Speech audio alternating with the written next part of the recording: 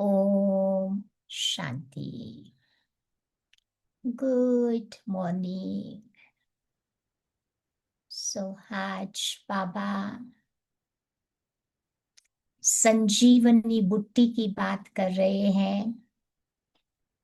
रामायण में प्रसंग बताते हैं जब लक्ष्मण अनकॉन्शियस हो जाता है, तब हनुमान पर्वत पर जाकर वो जड़ी बूटी को फाइंड आउट करने में असमर्थ था। उसको पता नहीं था कौन सी वाली लानी है, तो पूरा की पूरा वो माउंटेन उठा के ले आया। फिर वैद्य ने उसमें से वो राइट प्रकार की संजीवनी बूटी ढूंढ निकाली और लक्ष्मण जी को सुंघाई, जिससे वो कॉन्शियस हो गए। तो बाबा भी कहते हैं कि कभी कभी इस स्पिरिचुअल मार्ग में माया कभी कभी हलचल कर देती है। बाबा कहते मेरे बच्चों को अनकॉन्शियस बना देती है। तो बाबा आकर के हम बच्चों को संजीवनी बूटी सुखाकर फिर से कॉन्शियस कर देते हैं, फिर से जागृत कर देते हैं। तो इस ज्ञान मार्ग में हमारे लिए संजीवनी बूटी कौन सी है? तो आज बाबा बताते हैं कि बाबा ने जो हमारे लिए सुंदर सुंदर गीत बनाए हैं, तो ये सारे गीत जब भी हम थोड़ा स्थिति डाउन फील करें, तब बाबा कहते वो गीत सुनते हैं। तो गीत सुनते सुनते आत्मा में वो नशा चढ़ जाता है। फिर से हम भी कॉन्शियस हो जाते हैं।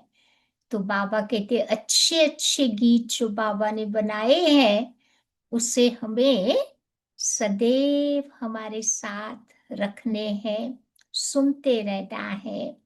फिर बाबा कहते हमारी मुरली भी हमारे लिए संजीवनी बूटी है। कभी कुछ दिमाग में कंफ्यूजन चल रहा है, तो वही दिन की मुरली सुनते हैं, तो बाबा उसका जवाब हमें दे देते हैं।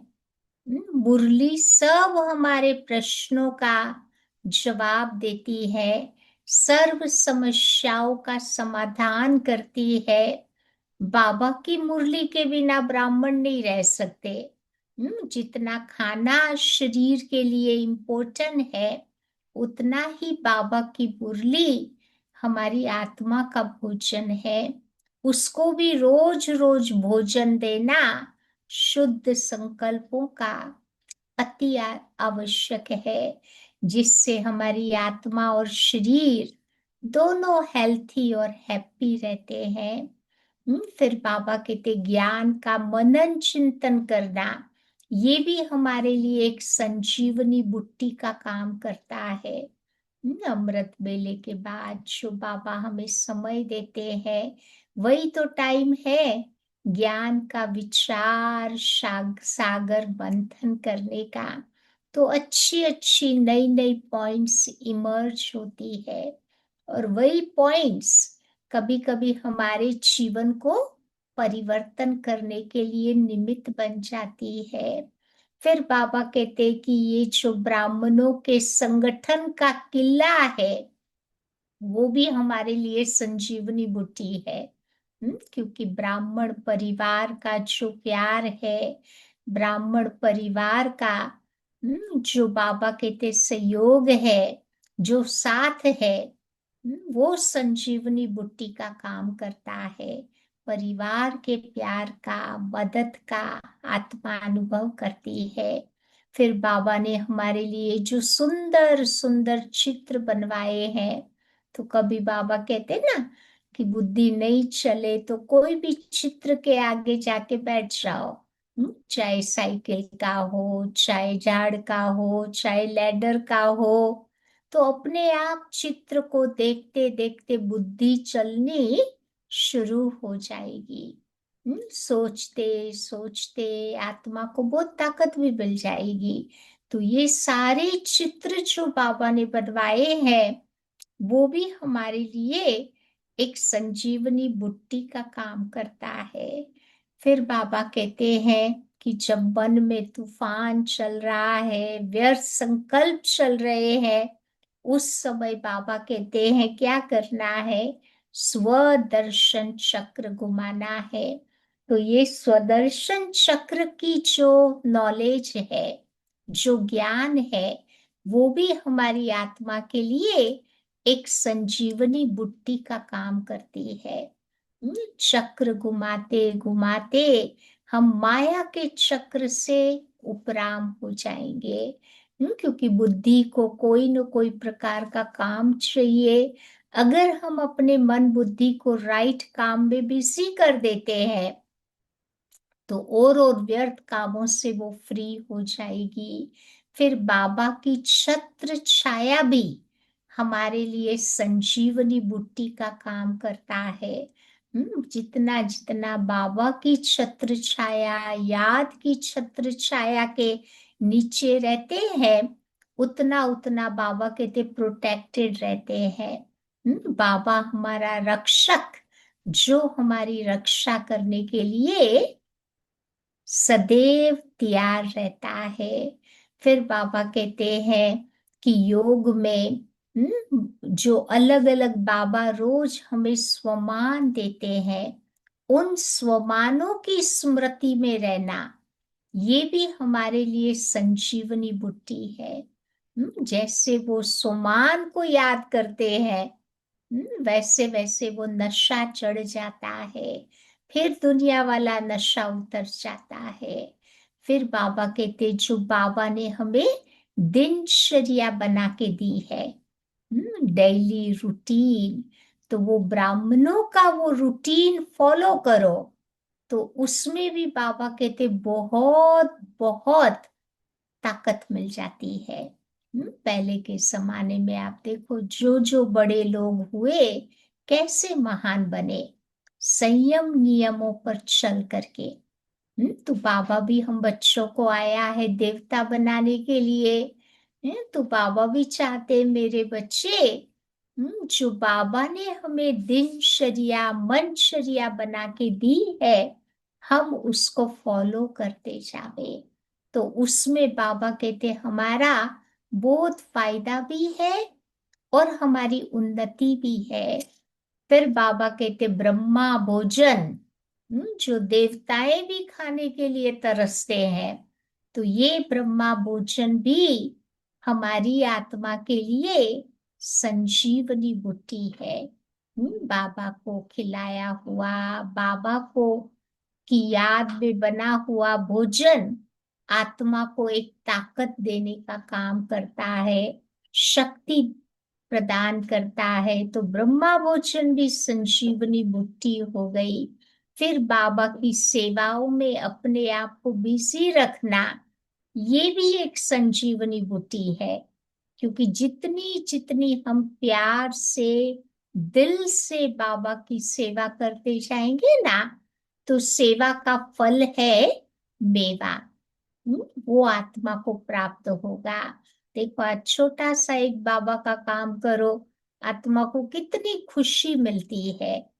तो यही तो हमारे लिए संजीवनी बुट्टी है। जो टाइम बाबा ने हमें दिया है ना, उस टाइम को सफल करना, अच्छे कार्य में समय को लगाना, ये भी आत्मा के लिए एक संजीवनी बुट्टी का काम करता है। बाबा कहते समय कभी हमें धोखा नहीं देगा अगर मैंने समय का सदुपयोग जीवन में किया है। फिर उमंग उत्साह में रहना, वो भी हमारे लिए संजीवनी बुट्टी है। बाबा के साथ सर्व संबंधों का अनुभव करना, हम्म, तो उससे भी बाबा कहते दुनियावी संबंधों से आत्मा उपराम हो जाएगी।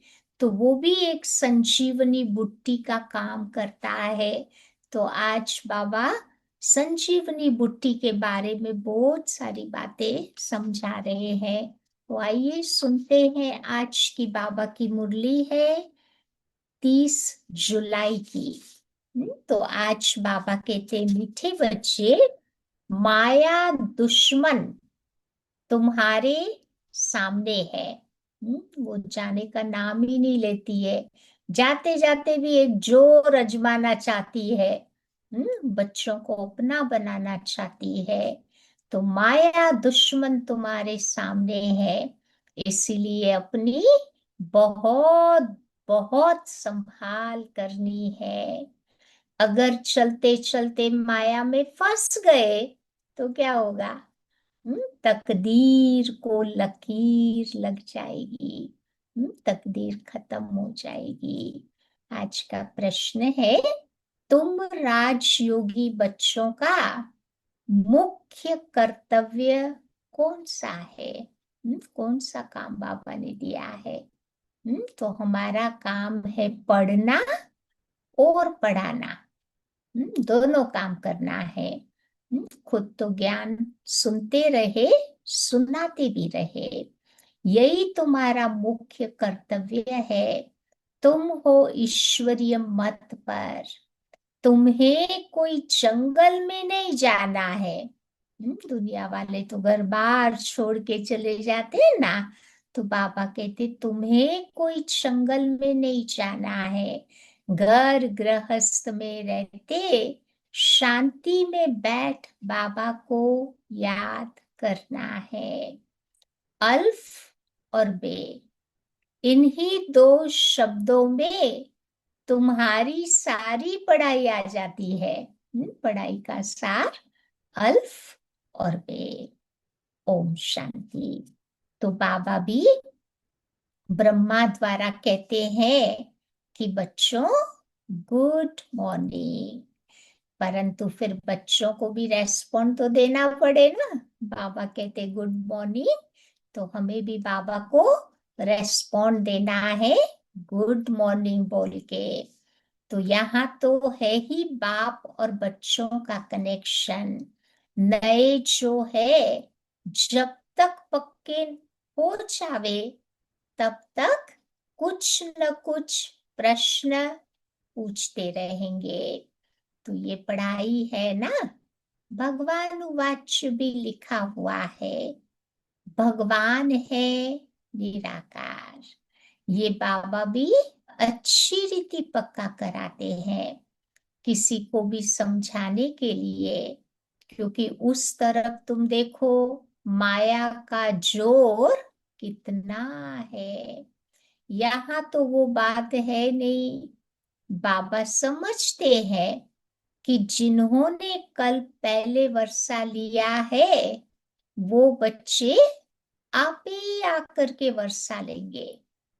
कल पहले वाले बच्चे तो अपने आप बाबा के पास आएंगे, उनको मेहनत नहीं करनी पड़ेगी। क्योंकि अपने आप आकर के बाबा का वर्षा ले लेंगे। ऐसे नहीं कि फलाना चला न जावे, इनको पकड़े। अरे बाबा कहते चला जाए तो बल जाए। यहाँ पर तो जीते जी मरने की बात है। सबके लिए इतना आसान नहीं होता है, क्योंकि यहाँ मेहनत करनी पड़ती है। तो बाबा ही बच्चों को अडॉप्ट करते हैं। अडॉप्ट किया ही चाहता है वर्षा देने के लिए। बच्चे माँ बाप के पास आते ही है वर्षे की लालच पर। बाबा टेम्पटेशन देते हैं ना वर्षे का। तो शाहूकार का बच्चा कभी गरीब के पास एडॉप्ट होता है क्या? नहीं, गरीब का बच्चा शाहूकार के पास एडॉप्ट होता। तो बाबा कहते हैं कि बच्चे माँ बाप के पास आते ही है वर्षे के लिए। तो इतना धन दौलत आदि सब छोड़ कैसे जाएंगे? अभी तुम बच्चे जानते हो कि बाबा हमको स्वर्ग की बादशाही देते हैं, तो क्यों न हम उनका बन जावे। हर एक बात में लालच तो रहती है ना। जितना बहुत पढ़ेंगे उतनी बड़ी लालच होगी। लौकिक में भी होता है ना कि भाई जितना अच्छी स्टडी करते हैं उतना अच्छा स्टेटस मिलता है, अच्छी जॉब मिलती है। तो यहाँ पर भी जितना ज्यादा पढ़ेंगे उतना बाबा कहते वहां पर ऊंच पद मिलेगा। तो बाबा भी कहते हैं कि तुम सबको हम फिर से 5,000 वर्ष पहले मुआफिक एडॉप्ट करते हैं। तुम भी कहते हो कि बाबा हम आपके हैं। 5,000 वर्ष पहले भी हम आपके बने थे। तुम बच्चे प्रैक्टिकल में कितने ब्रह्मा कुमार कुमारियां हो। प्रजापिता भी तो नामी ग्रामी है ना। जब तक शूद्र से ब्राह्मण न बने तो देवता बन न सके। तो तुम बच्चों की बुद्धि में अब ये चक्र फिरता रहता है। कौन सा चक्र? 84 जन्मों का चक्र।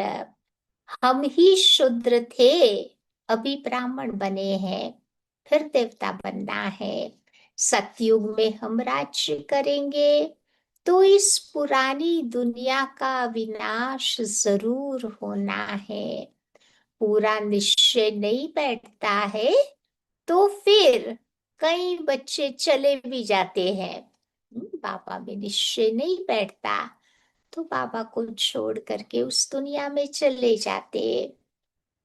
क्योंकि माया भी तो अपनी तरफ खींच लेती है ना। तो बाबा घड़ी घड़ी बच्चों को पक्का कराते हैं। कौन सी बात बाबा पक्की कराते हैं?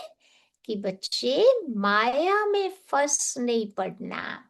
नहीं तो फिर अगर माया में फंस गए तो क्या होगा? अपनी तकदीर को लकीर लगा देंगे।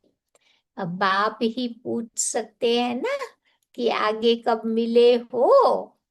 और कोई को पूछने का ऐसा अक्ल आएगा ही नहीं। हम्म?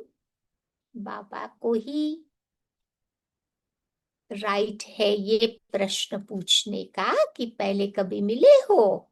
तो बाबा भी कहते हैं कि मुझे भी तो फिर से गीता सुनाने आना पड़े। आकर के क्या करता हूँ? बच्चों को रावण की जेल से भी छुड़वाना पड़े। तो बेहद का बाबा बैठ तुम बच्चों को बेहद की बात समझाते हैं। अभी रावण का राज्य है, पतित राज्य है, जो आधा कल्प से शुरू हुआ है। रावण को 10 शीश दिखाते हैं और विष्णु को 4 भुजा दिखाते हैं। लेकिन ऐसा कोई मनुष्य होता नहीं है। सोचो जिसके 10 शीश हो, 2 हाथ पांव हो, वो तो कैसा फनी लगेगा ना। ऐसा कोई मनुष्य होता नहीं है। न कोई 4 भुजा वाला भी होता है। मनुष्य तो कुछ भी समझते नहीं। बाबा तुम बच्चों को हरेक बात बैठ समझाते हैं। वो सब है भक्ति मार्ग। अभी तुमको ज्ञान है और तुम्हारी एम ऑब्जेक्ट ही है। कौन सी है? नर से नारायण बनने की। तो ये गीता पाठशाला है ही मुक्ति, जीवन मुक्ति प्राप्त करने के लिए। तो यहाँ पर ब्राह्मण जरूर चाहिए। ये हो गया रुद्र ज्ञान यज्ञ। बाबा का रुद्र ज्ञान यज्ञ है ना ये। तो शिव को रुद्र भी कहते हैं। अब बाबा पूछते हैं कि ज्ञान यज्ञ कृष्ण का कहेंगे या शिव बाबा का कहेंगे? कृष्ण ने तो रचा नहीं था यज्ञ। तो बाबा का ही कहेंगे ना। तो शिव को ही परमात्मा कहते हैं, शंकर को देवता कहते हैं। इन्होंने फिर शिव और शंकर को इकट्ठा बना दिया है। अब बाबा कहते हैं कि हमने इनमें प्रवेश किया है, तो तुम बच्चे भी कहते हो बाप दादा। वो कहते हैं शिव शंकर। भक्ति मार्ग वाले शिव शंकर को मिला देते हैं। हम्म, तो हम कहते हैं बाप दादा। तो अब बाबा कहते हैं कि हमने इनमें प्रवेश किया।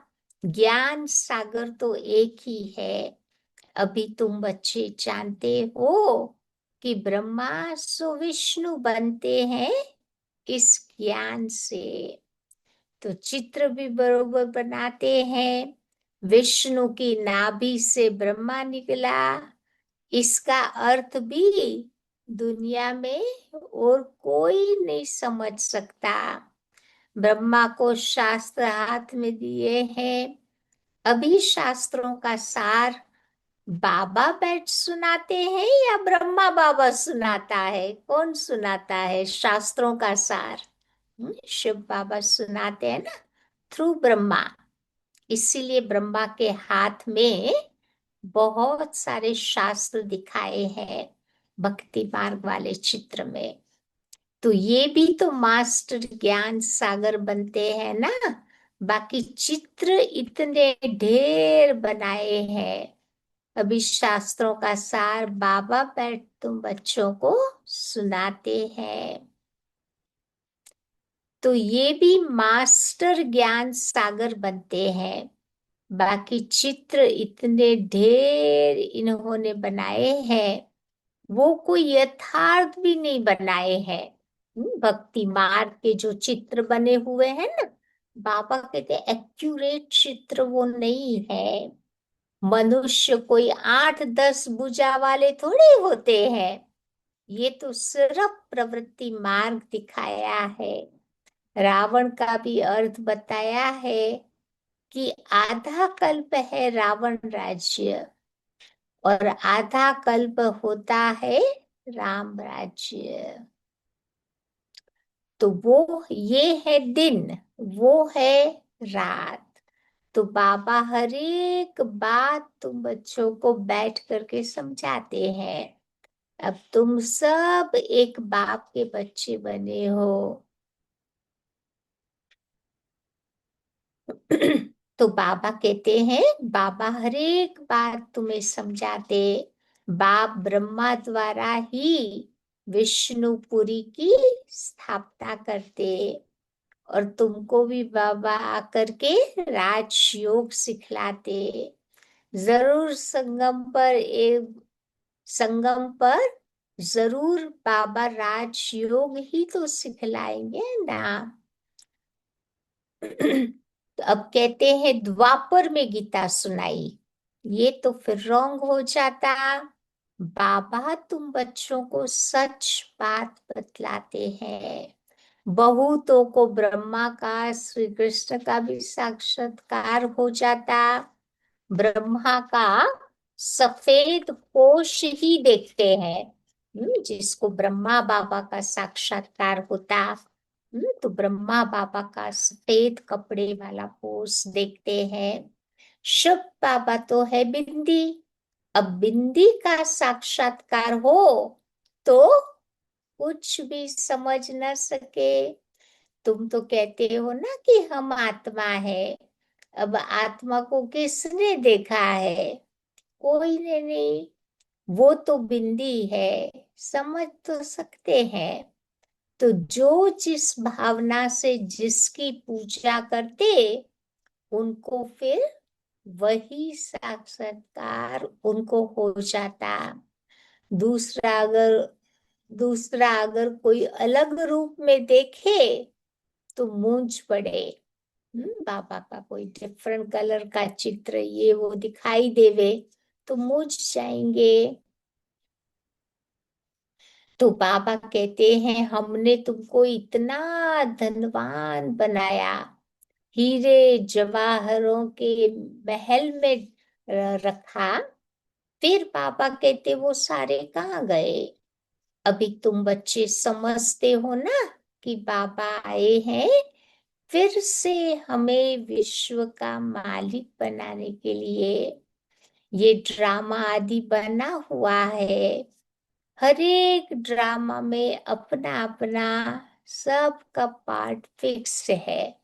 ये जो ड्रामा बनाया ना बाबा ने, तो बाबा कहते उसमें हर एक का पार्ट फिक्स्ड है।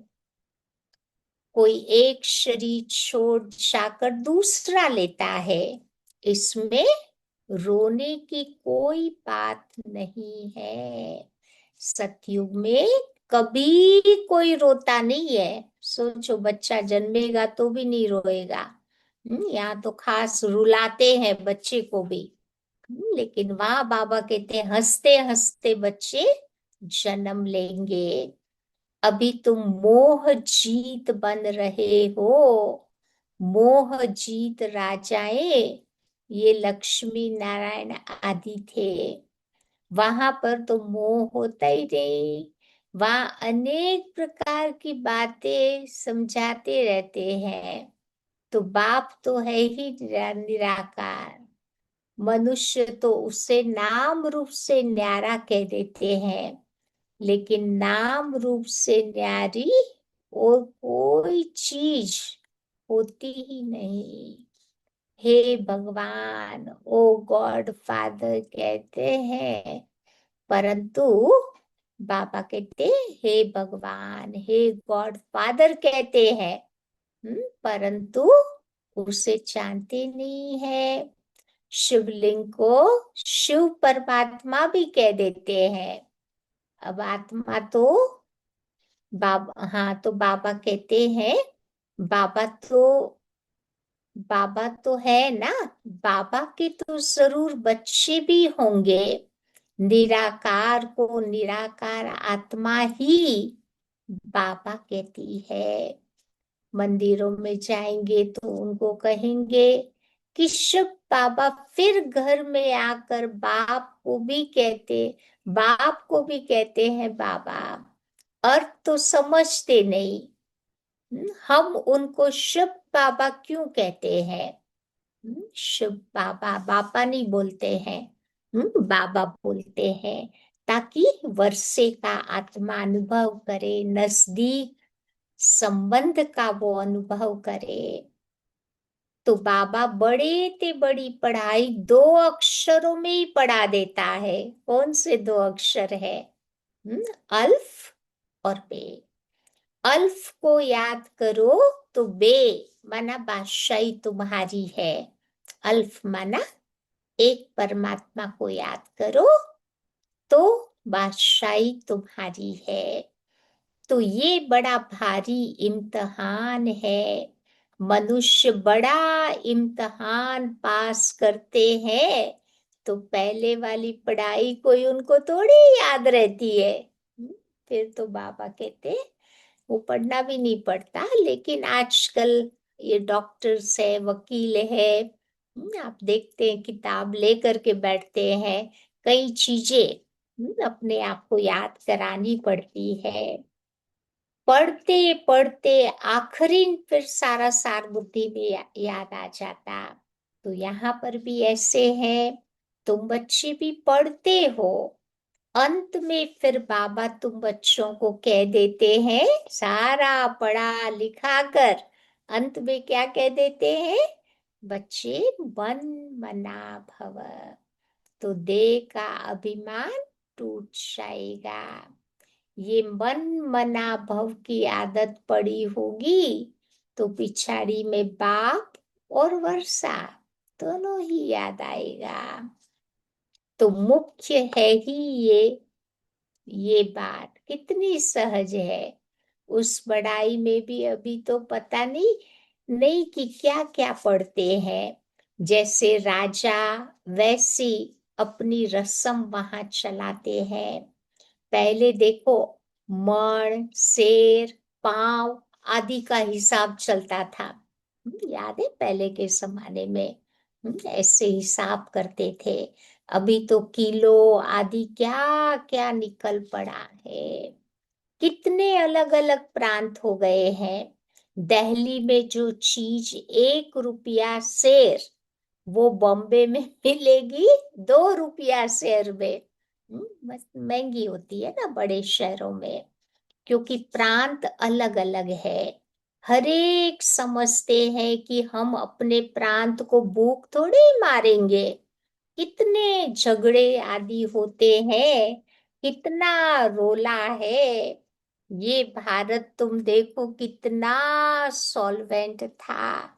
84 का चक्कर लगाते लगाते भारत इंसॉल्वेंट बन पड़ा, कंगाल बन गया। कहा जाता है ना कि हीरे जैसा जन्म अमोलक, कौड़ी बदले खोया रे। ये भारत हीरे जैसा था सतयुग में, अभी कलयुग में आते आते कौड़ी जैसा बन गया। बाबा भी कहते हैं कि तुम कौड़ियों के पिछाड़ी क्यों मरते हो। अब तो बाबा से वर्षा ले लो, पावन बन जाओ। बुलाते भी हो, हे पतित पावन आओ, और आकर पावन बनाओ। तो इससे सिद्ध है कि पावन थे, अब नहीं है। अभी तो है ही कलयुग।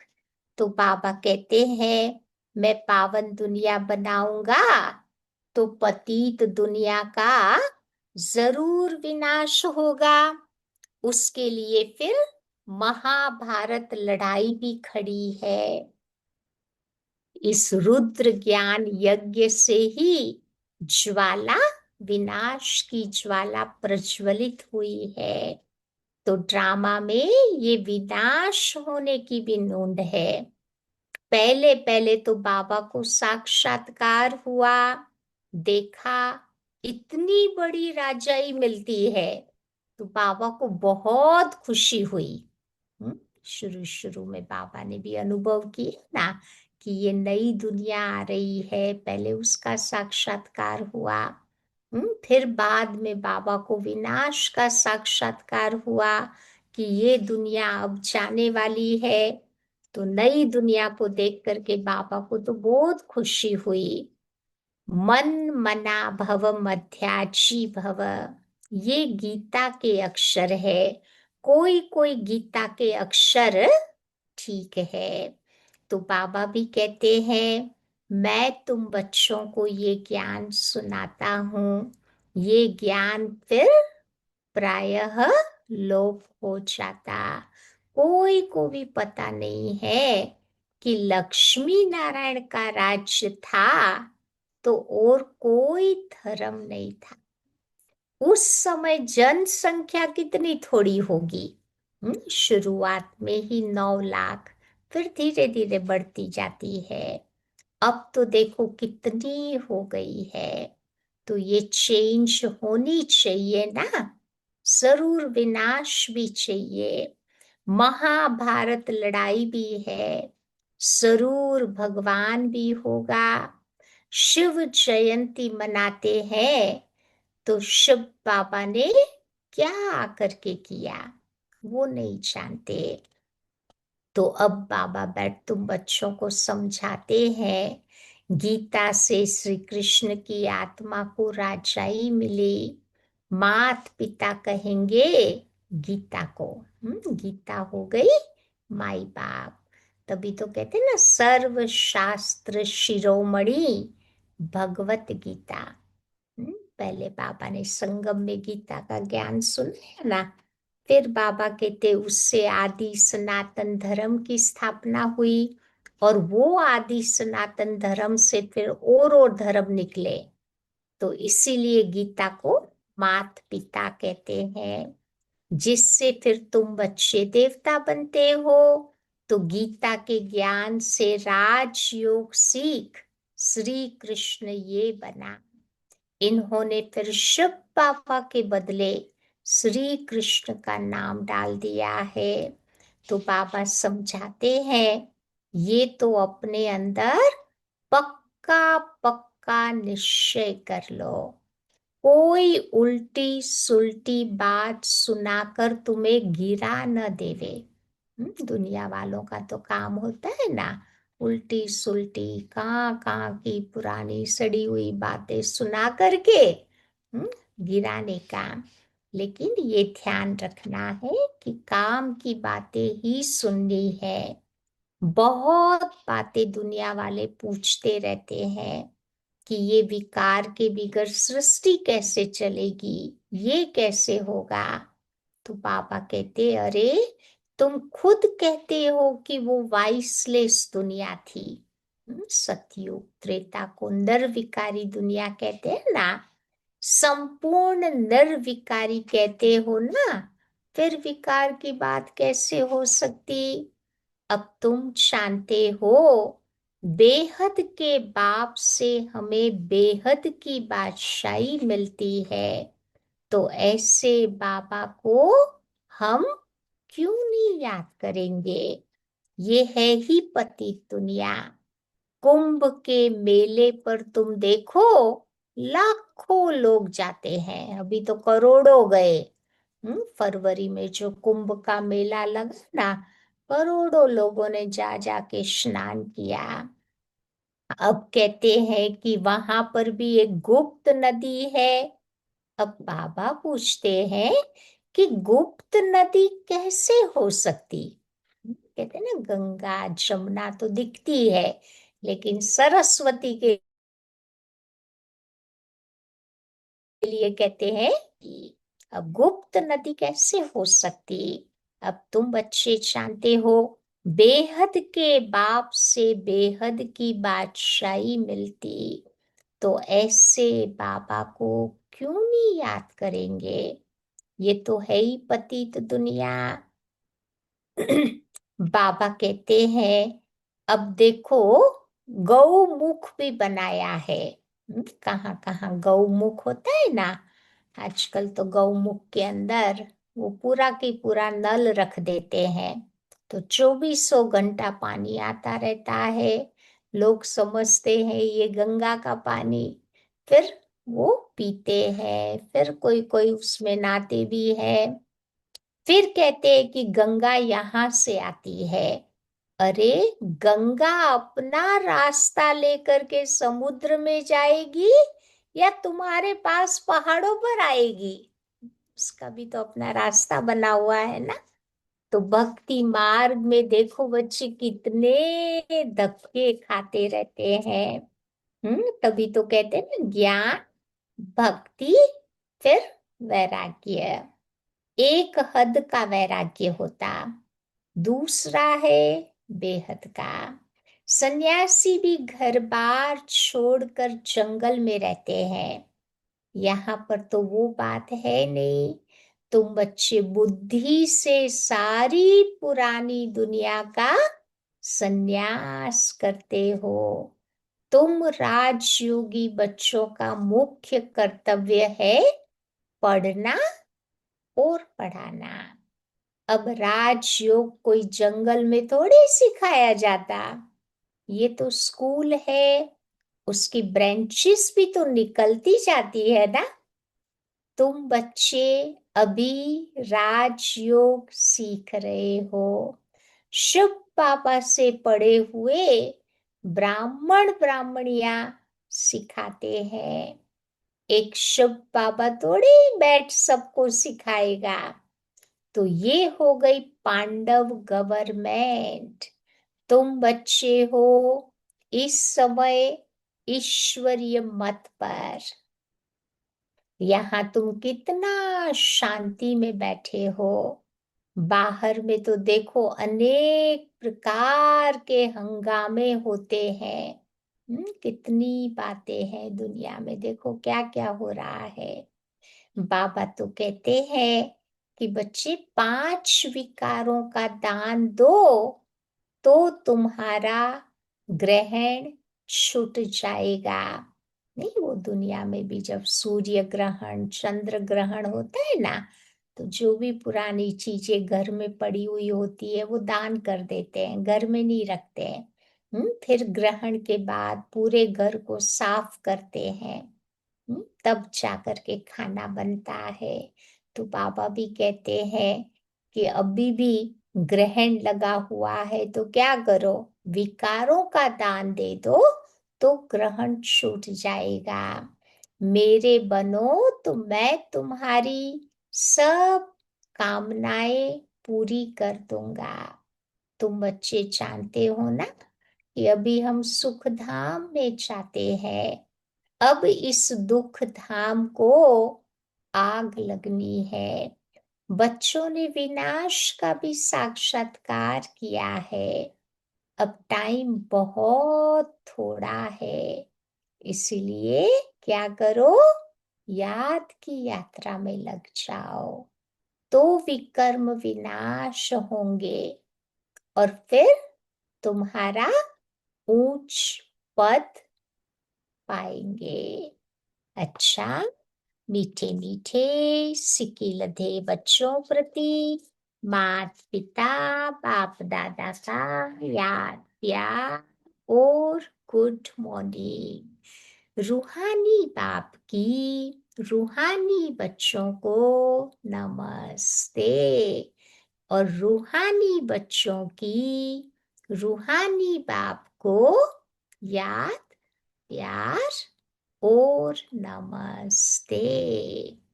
आज की धारणा की बातें हैं। पहली बात बाबा बताते हैं, बाप के वर्षे का पूरा अधिकार लेने के लिए क्या करेंगे, जीते जी मरना है, एडॉप्ट हो जाना है। बाबा आया है ना ब्रह्मा के द्वारा हमें एडॉप्ट करने के लिए। कभी भी अपनी ऊंची तकदीर को लकीर नहीं लगानी है। एम रखना है कि जो बाबा मेरी ऊंची तकदीर बना रहे हैं वो खत्म नहीं हो जावे। दूसरी बात, कोई भी उल्टी सुल्टी बात सुन करके संशय में नहीं आना है। कई बार इधर उधर की गॉसिप सुन लेते हैं, फिर उसके बाद संकल्प चलता है। तो बाबा कहते यहाँ थोड़ा ध्यान रखना है। ऐसी वैसी बातें सुन ली तो फिर संशय आ जाएगा। तभी तो बाबा कहते ना, निश्चय बुद्धि विजयंती संशय बुद्धि विनश्यंती। तो जरा भी तुम्हारा निश्चय न हिले। लोग कोशिश करेंगे निश्चय को हिलाने की, लेकिन बाबा कहते जरा भी नहीं हिलना चाहिए। इस दुख धाम को आग लगने वाली है, इसीलिए इससे अपना बुद्धि योग निकाल लेना है। आज का वरदान है, विशेषता रूपी संजीवनी बुट्टी द्वारा मूर्छित को सुरजित करने वाले विशेष आत्मा भव। बाबा कहते हैं विशेषता रूपी संजीवनी बुट्टी द्वारा मूर्छित को सुरजित करने वाले विशेष आत्मा भव। तो हर आत्मा को श्रेष्ठ स्मृति की विशेषताओं की स्मृति रूपी संजीवनी बुट्टी खिलाओ तो वो मूर्छित से सुरजित हो जाएगी। कोई आत्मा की बुराई करने के बजाय बाबा कहते हैं उनको अच्छी अच्छी बातें सुनाओ। बाबा की अच्छी अच्छी बातें सुनेगा तो फिर उसमें ताकत आ जाएगी और वो मूर्छित से सुरजित हो जाएगा। तो विशेषताओं के स्वरूप का दर्पण उसके सामने रखो। दूसरों को स्मृति दिलाने से आप भी विशेष आत्मा बन जाएंगे। अगर आप किसी को कमजोरी सुनाएंगे तो वो छिपाएंगे, टाल देंगे, लेकिन आप उनको विशेषता सुनाओ तो स्वयं ही अपनी कमजोरी स्पष्ट अनुभव करेंगे। अच्छी बातों का वर्णन करो तो बाबा कहते वो उनको खुशी होगी और अपनी कमजोरी रियलाइज करेंगे। तो इसी संजीवनी बुट्टी से मूर्छित को सुरजित कर उड़ते चलो और साथ साथ उड़ाते चलो। तो ये काम करना है, बाबा कहते हैं। कितने प्रकार की बाबा दे रहा है ना संजीवनी बूटी। खुद सूंघते चले, औरों को भी सूंघाते चले, ताकि वो लोग भी सुरजित हो जावे। फिर उड़ते चले, उड़ाते चलो। स्लोगन, नाम मान शान व साधनों का संकल्प में भी त्याग महान त्याग है।